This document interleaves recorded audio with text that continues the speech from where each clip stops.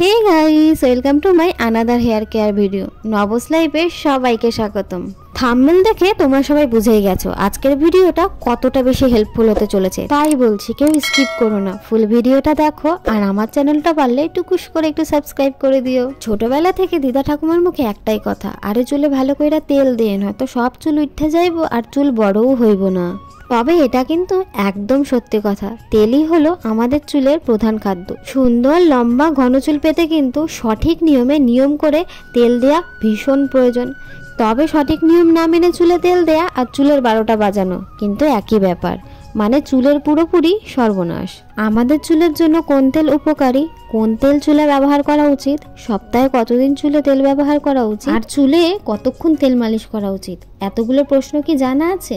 আরে টেনশনের কিছু নেই, এই ভিডিওতে আমি সব বলে দেবো। চিকিৎসা ক্ষেত্রে বলা হয়েছে চুলে বায়োটিন নামক একটি ভিটামিন বিরাজ করে, আর এই বায়োটিন নামক ভিটামিনটি চুলে কিন্তু প্রচন্ড পরিমাণে আপ ডাউন। চুলের স্ক্যাল্পে যখন বায়োটিন নামক ভিটামিনটি কমে যেতে থাকে, মানে স্তরটা যখন লো হতে থাকে, তখনই কিন্তু চুলে বিভিন্ন রকমের সমস্যা দেখা যায়। চুল ঝরে যায়, চুল পড়ে যায়, মাঝখান থেকে চুল ফেটে যায়, আর ড্যান্ড্রফ তো আছেই, চুল লম্বাও হয় না।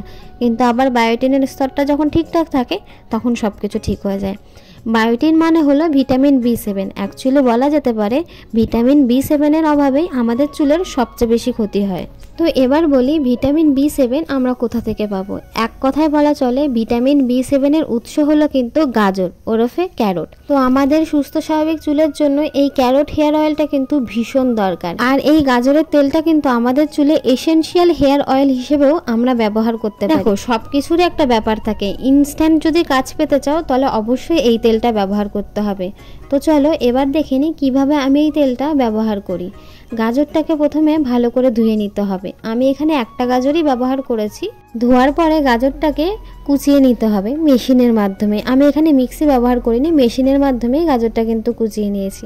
তারপরে বেশ কিছুটা নারকেল তেল হালকা আছে গরম করে নিতে হবে।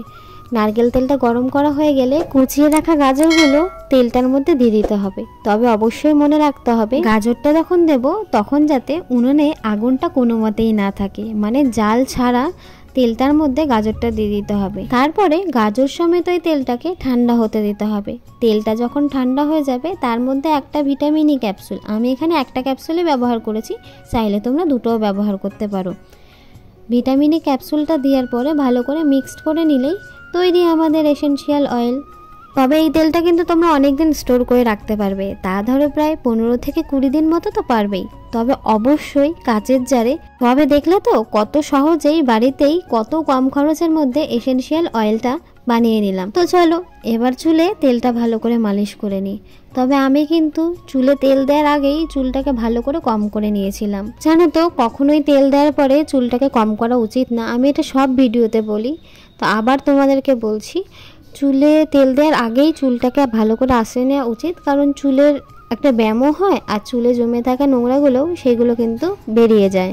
তো চলো নিয়ম করে চুলে তেল মালিশ করার উপকারগুলো এবার জেনে নিই। নিয়মিত তেল মালিশ করলে স্ক্যাল্পে রক্ত সঞ্চালন বাড়বে, তাই হেয়ার ফলিকলের প্রয়োজনীয় পুষ্টির ঘাটতি দূর হতে সময় লাগবে না। তেলে কিন্তু প্রচুর পরিমাণে ফ্যাটি অ্যাসিড আছে, যা চুলের জন্য ভীষণ উপকার। এর ফলে কিন্তু চুল পড়া বন্ধ হয়, দ্রুত চুল গজায়, আর চুলে জেল্লা হয় একদম দেখার মতো, খুব শাইন করে, মানে ন্যাচারাল যে শাইনি ভাবটা না একদম ঠিকঠাক থাকে। নিয়ম করে তেল ব্যবহার করলে চুলে কিন্তু এক্সফোলিয়েশনও হবে, এর ফলে কিন্তু নতুন চুলের জন্ম হয় আর চুল কিন্তু দ্বিগুণ বৃদ্ধি হয়। তোমরা আমাকে অনেকেই কমেন্ট করো যে দিদি কী তেল চুলের জন্য ভালো। নারকেল তেল তো অবশ্যই ভালো, তবে তার সাথে আছে আমন্ড অয়েল, আমলকি অয়েল, আর্গান অয়েল, এগুলো কিন্তু চুলের জন্য ভীষণ উপকারী। জানো তো, এই এসেনশিয়াল অয়েলটা না ব্যবহার করা ভীষণ সহজ। যেহেতু এটা আমি এসেনশিয়াল অয়েল হিসেবে ব্যবহার করছি, তার জন্য আমি রাতেই ব্যবহার করেছি। তবে অবশ্যই সকালবেলা কিন্তু শ্যাম্পু দিয়ে চুলটাকে ওয়াশ করে নিতে হবে। দেখো, আমি কিন্তু আঙুলের মাধ্যমেই আমার স্ক্যাল্পে এই তেলটা ব্যবহার করেছি। 10 থেকে 12 মিনিট ব্যবহার করে মালিশ করলেই কিন্তু একদম সুন্দরভাবে হবে। তবে মালিশ কিন্তু কখনোই রাফলি হবে না, খুব সফটলি মালিশ করতে হবে। যাই হোক, আমার কিন্তু তেল দেওয়া কমপ্লিট। আমি রাত্রিবেলা চুলে বেনুনি করে ঘুমাই, আর অবশ্যই দেখো খুব লুজ করে বেনুনি করেছি। তোমরা দেখলেও বুঝতে পারবে যে এতটা বেশি পরিমাণে পরিমাণে লুজ করেছি যে আমার চুল বেরিয়ে আসছে। এসেনশিয়াল অয়েলের ব্যবহার তো তোমরা জানো, অবশ্যই রাতে এসেনশিয়াল অয়েল ব্যবহার করা উচিত। আর তোমরা যে কোনো হেয়ার প্যাকের সাথে এই হেয়ার অয়েলটা কিন্তু ইজিলি ব্যবহার করতে পারবে। আর যদি অয়েল হিসেবে ব্যবহার করো, পুরো চুলে যদি ব্যবহার করো, তাহলে বলবো সপ্তাহে একদিন তো ব্যবহার করা যেতেই পারে। আর চুলে সঠিক নিয়ম অনুযায়ী কীরকমভাবে তেল দিতে হবে, মানে হেয়ার অয়েল ম্যাসাজ, আমার আগের ভিডিওতে আছে।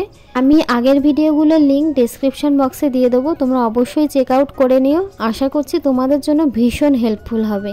তবে একটা কথা আমি তোমাদের সবসময় বলবো, চুলের স্ক্যাল্পটা ভীষণভাবে পরিষ্কার রাখো। নোংরা স্ক্যাল্পেই কিন্তু চুলের সমস্যা বেশি হয়, যেমন চুলে ড্যান্ড্রফ হওয়া, ফ্রিজি হয়ে যাওয়া, চুল রাফ হয়ে যাওয়া, চুল ঝরে যাওয়া, চুল না বাড়া, এরকম সব সমস্যা কিন্তু ওই নোংরা থেকেই আসে। তো স্ক্যাল্প অবশ্যই পরিষ্কার রাখো। তো চলো আজকে এই পর্যন্তই, খুব শীঘ্রই ফিরে আসবো নতুন আরও একটা হেয়ার কেয়ার ভিডিও নিয়ে। অবশ্যই তোমরা এই ট্রিকগুলো ব্যবহার করো। আমি তোমাদের সবসময় বলি, আমি সবসময় যেই প্রোডাক্টগুলো ব্যবহার করে ভালো ফিডব্যাক পাই, আগে আমি নিজে ব্যবহার করি, তারপরে তোমাদের সাথে সেইগুলো শেয়ার করি। তো দেখো, আমি যেহেতু ভালো ফিডব্যাক পাচ্ছি আমার স্কিন টোন অনুযায়ী, তোমরাও তোমাদের স্কিন টোন অনুযায়ী সেই জিনিসগুলো ব্যবহার করো। আশা করি ভীষণ ভালো ফিডব্যাক পাবে। নবস লাইফ চ্যানেলটা কিন্তু অবশ্যই সাবস্ক্রাইব করে দিতে হবে, সঙ্গে লাইক আর কমেন্ট করতে কিন্তু ভুলো না, আর শেয়ার করে দিও বন্ধুদের সাথে। চলো টাটা।